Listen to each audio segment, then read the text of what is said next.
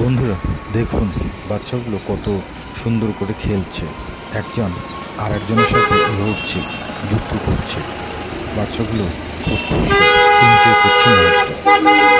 ঘটনাটি আমার সামনে রাস্তায় ঘটে।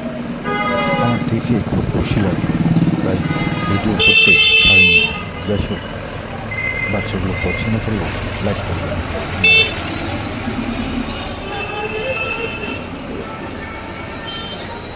ছাপ্পান্ন বার